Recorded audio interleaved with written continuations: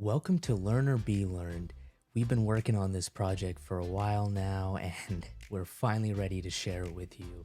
It's been under works for a good minute, and if you're on YouTube or Spotify, congratulations, you're watching the first video podcast of Learn or Be Learned. This is the setup that I've been working on. This is the other project for season 2. Season 2 is going to have video podcasting, but before that, this is the mini series about real estate and real estate investing, mindset, all of that with my two good buddies that are great realtors. They share not only their mindsets about buying your first home, buying your first rental property, the mindset of scaling and money and how all this works, but it's also the first time that we got to do a big project together, got to do a whole video podcasting, and I learned a lot. That's kind of why that's why everything's been so inconsistent, I could say. So, I appreciate your patience and your support and sharing these videos and episodes. And I'm really excited to share this with you guys, honestly. And, please let me know what you guys think. And, without further ado, let's get right into this mini series. 6 episodes. We actually recorded them all in one batch. And, rookie mistake, live and learn. But I cut them in segments, but I didn't properly address the ending of each episode. So some of the episodes have all right, catch you in the next episode. And then some of them are just cut right there abruptly.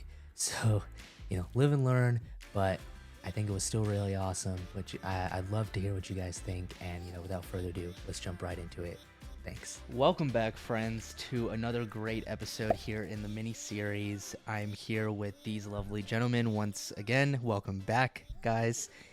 And where we left off in the last episode was we talked about the home buying, the procedures behind that, the know-how, the tips, the advice, all that good stuff. And then we ended it on, now, what if you're not looking to buy a home to live in, but more so an investment property or a property to make that into some sort of cash flow, right? That's also a huge thing in real estate. A lot of people buy houses or properties or homes outside the scope of just living in it. So I want to get a little bit more in on this idea. Something interesting I heard was the idea that McDonald's is not a business in the food industry. It's a real estate company. Correct. Right? So that is a super interesting topic. I think we should open it up and start there. Why do you think that is? I can go first on this one. Let's go. With regards to, real estate and investing, me personally, when it comes to clients that I deal with, investors, what I try to gauge first from them is understand what their overall goal is. The reason for that is it makes the entire process of guiding them and showing them the right properties a lot easier. It helps my analysis in the back end a lot easier as well. So to give an example, when an investor comes to Austin, they're usually looking for cash flowing properties. They want a rental home, a single family home. That's usually what they lean for. A single family home is typically have 3 or 4 bedrooms or 5 bedrooms sometimes and has bathrooms.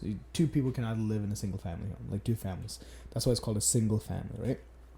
So single families are predominantly what renters usually look for, like single family homeowners usually try to rent in.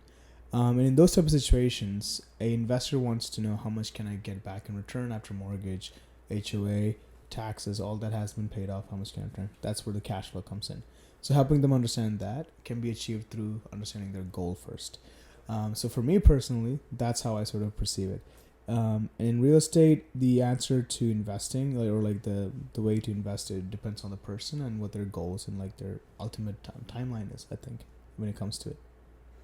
Absolutely. And another topic I also want to touch on is renovation. We were talking about renovation for different properties.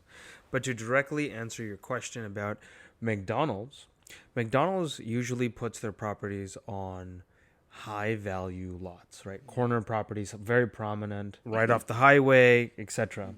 And so these areas appreciate over time. Because how does a burger company increase shareholder value year over year there's two ways, right? Expansion, you can open more locations. But if they're all being well run, they're kind of at a maximum for their capacity, right? Like for the area. You're not going to sell more than a certain number of burgers in a year once you've saturated that market. Right. So how do you grow past that if you're not opening new locations or even just for that one business unit? The value of your land keeps going up. Right. So the value of your business keeps going up. Right. So although your cash flow is relatively consistent, the value keeps going up. And that's one of the main reasons why a lot of people are very interested in real estate.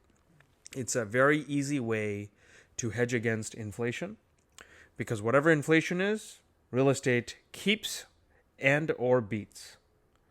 So if inflation is 2%, your real estate at the minimum has gone up 2% or 3 to 5, right? And so this way you protect your principal investment, plus you're getting some extra. And if you're renting a home, then you're getting a principal pay down and passive cash flow.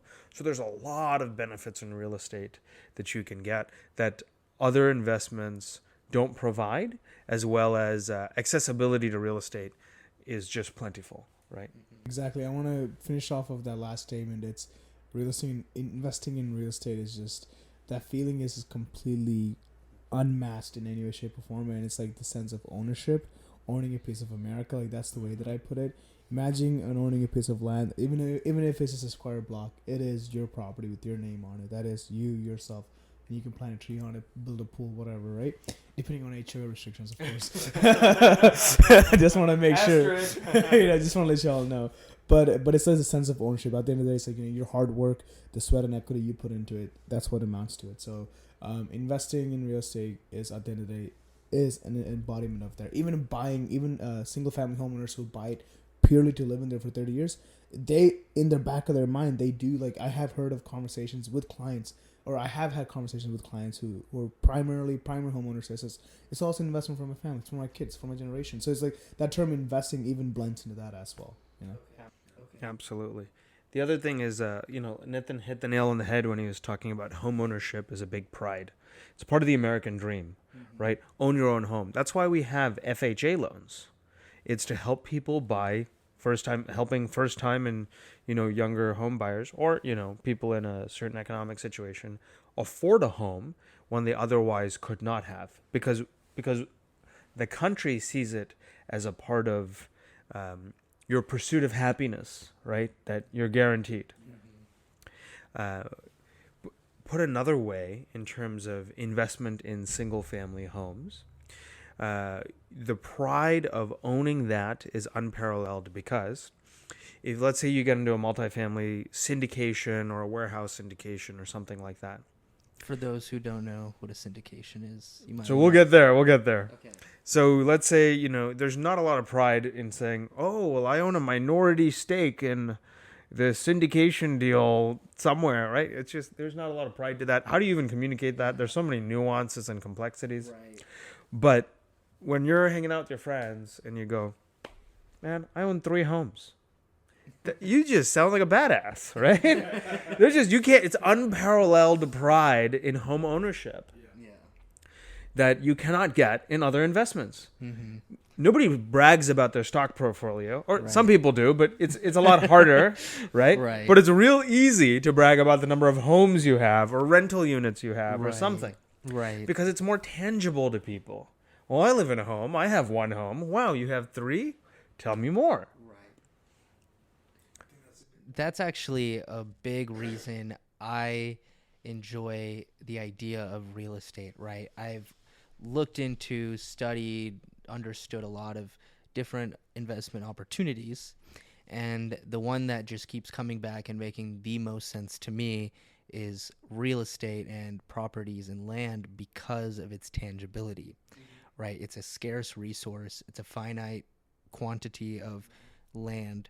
So that just makes a lot of sense to me, compared to the revolution of cryptocurrencies and blockchains and stocks, which, depend on not only quarterly earnings, but also random things happening in the world, or even just fear of the market, right? So many things Investor can determine confidence, yeah. confidence, right? So many things affect different investment portfolios, but the one that really makes a lot of sense to me has always been that, because of its sense of, it's tangible. I can see it. I can see what I'm putting my money into, right? Hence the term real estate. Yeah. Right? Right. It's physical. It's tangible. Mm-hmm. So do you guys think at any point we might switch in society to more digital real estate? Truth be told, I don't know what that is. Like, if it's digital, does that mean it exists? Like, if you have to wear goggles to be at your digital real estate, that means you have to be in a real place to do that. So you're still in a piece of real estate, just pretending to be somewhere else. It's like watching a movie. Well, let me add on to it, right? We have IP addresses, which are essentially, in layman terms, is like a mail address for your computer. It is basically the IP address is a mail address. So just like that, right? You kind of already can buy a domain name, things like that, which in a way is sort of like buying like an estate, right? Like in the real estate, buying a part of land, what you're buying is a domain name, a portion of what you could, individually, I guess, make an address in the internet, right? So kinda like that. there are certain aspects to real estate that make it real estate. One is I think it's non-transferability, immobility. Sorry, it's transferable. It's immobile and indestructible. It means you cannot move it and it cannot be destroyed. You could dig a 50-foot hole in your plot of land, and the land still exists. Mm-hmm. There just has a big hole in it. Right. But the land is still there, right? Mm-hmm. And I can't say, you know what? I'm going to move to, I don't know, pick a state, right? I'm going to move to Kansas. I'm going to pick up my real estate and move it to Kansas with me. You can't do that. Right. You might be able to move a mobile home, but you leave the plot behind. Right? So the real estate portion cannot be transferred. It cannot go away. It is ever existing, whether it's usable or not usable. A domain name can be canceled and put back into the public pool for purchase, so there can be a dead time, making it not real. Right. It's digital. I'm not knocking the internet. I live on the internet. Right. You're more so right. You're more so speaking on and able to speak on what you have practiced and what you know. Right. So let's go a little bit more in that. What are some avenues someone can potentially pursue when they're thinking of investments in the real estate field or market, right? We have Airbnbs. You roughly mentioned syndications, which I assume we'll get to. There's, so many different ways. You have single family, you have multifamily, you have warehouses. Now, what are the difference? Land. What is the difference between You have short-term rentals. Okay. And you also have arbitration, which is running other people's real estate without actually owning any property. Think of it like you're being Airbnb for Airbnb. We'll get there. So there's at least 6 types that I think of off the top of my head, right? When I think about real estate investments, I'm not talking about meta digital real estate, right? That's different. What about, is there any that I missed that you want to add in on? Typically, I was leaning towards the residential side of it, and you covered that really quickly. And then, of course, you have commercial, right? warehouses and all that falls under the commercial. So you definitely hit all the points. Yeah. So I guess maybe instead of saying commercial, office spaces, right? Here's a simple distinction that I think people are curious about is what is the difference between single family and multifamily? It's the word.